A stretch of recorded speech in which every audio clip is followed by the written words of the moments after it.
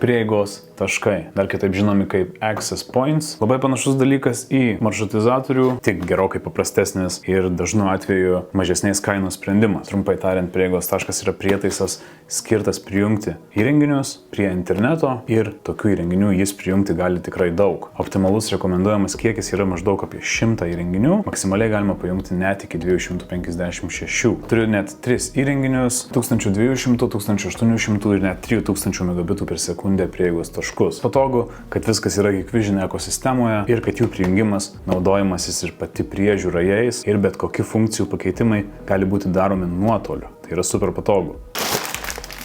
Jis nėra didelis, montuojamas prie lubų arba prie sienos, galinį daly turim PoE jungtį, reset mygtuką ir 12 V maitinimą. Visi šie įrenginiai veikia 2,4 ir 5 GHz dažniais. Na ir iš esmės šitie produktai yra skirti ofisams, kavinėms, parduotuvėms ar kokiems nors smulkiems verslams. Tai pagrindiniai Hikvision prieigos taškų pliusai yra greitas ir patogus diegimas, viskas yra plug and play, tiesiog prijungiam prie tinklo, nuskanuojam QR kodą, pridedam HPP programėlei ir viską galim lengvai valdyti ir prižiūrėti realiu laiku. Jiems nėra jokių autentifikavimo licencijų mokesčių, visam laikui nemokama prieiga prie Hikvision Cloud programos, kas tikrai yra smagu, nes kai kurie kiti gamintojai už šias paslaugas ima mokestį. Tai Hikvisionas tai siūlo nemokamai ir visam laikui, ypač patogu įmonėms, kurios galbūt turi vieną IT specialistą, bet turi kelis padalinius, darbuotojai nereikia keliauti tarp visų padalinių, lengvai galima prisijungti ir valdyti nustatymus, keisti slaptažodžius,